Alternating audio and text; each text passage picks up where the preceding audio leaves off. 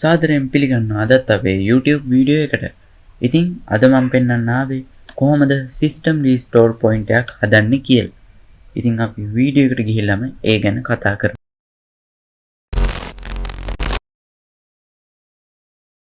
ඒකට ඔයාලට මුලින්ම කරන්න තියෙන දේ තමයි ඔයාලා සර්ච් බාර් එකට ගිහිල්ලා ඔයා රීස්ටෝර් කියලා ටයිප් කරන එක. එහෙම ටයිප් කරාම ඔයාලට පේනවා මෙතන තියෙන create restore point කියන එක. ඉතින් අපි ඒක උඩ ක්ලික් කරනවා. ඒ ක්ලික් කරාට පස්සේ මේකේ සිස්ටම් කියලා තියෙන ලෝකල් ඩිස්ක් එක තමයි සිලෙක්ට් කරලා තියෙන්න ඕනේ. ඊට පස්සේ ඒක සිලෙක්ට් කරලා අපි මේ configure කියන එකට යනවා. ඒකට ගිහිල්ලා ඔයාලා අනිවාර්යයෙන්ම බලන්න මේකේ තියෙන මේ turn on system protection ද කියලා. මෙතන turn on system protection නැතු disable system protection තිබ්බොත් ඔයා ඒක turn on system protection කියන එක දාලා apply කරලා okay කරන්න.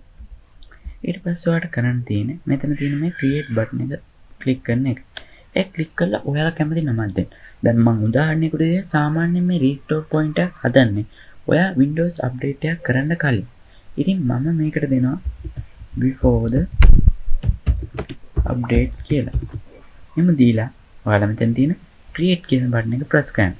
ඉතින් ඊට පස්සේ ටික වෙලාවක් යනවා මේ restore point එක හැදෙන්න.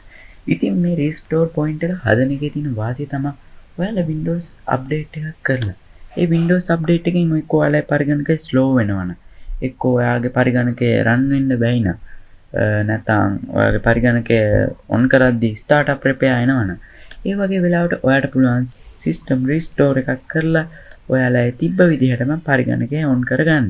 ඉතින් මේක තමයි මේ system restore එක තියෙන වාසිය. ඉතින් මෙච්චරයි කරන්න තියෙන්නේ. දැන් අපි අවසානට යමු.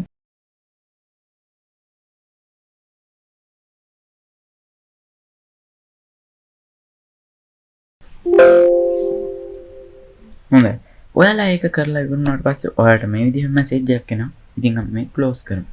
දැන් අපි බලමු කොහොමද සිස්ටම් රීස්ටෝර් එකක් කරන්න කියලා. ඉතින් මේකට ගන්න තියෙන්නේ මේක උඩ ක්ලික් කරලා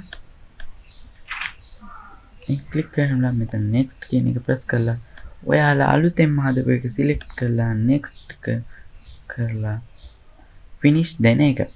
එහෙනම් finish දුන්නාට පස්සේ ඔයාලා වෙබ් එකේ චුට්ට වෙලාවක් ගිහිල්ලා restart වෙනවා. restart වුණාට පස්සේ on වෙන්නේ ඔයාලා සාමාන්‍ය විදිහට. ඉතින් ඕක තමයි අද ට්‍රික් එක යාළුවනේ. මම හිතනවා ඔයාලා වීඩියෝ එකට කැමති ඇති කියලා.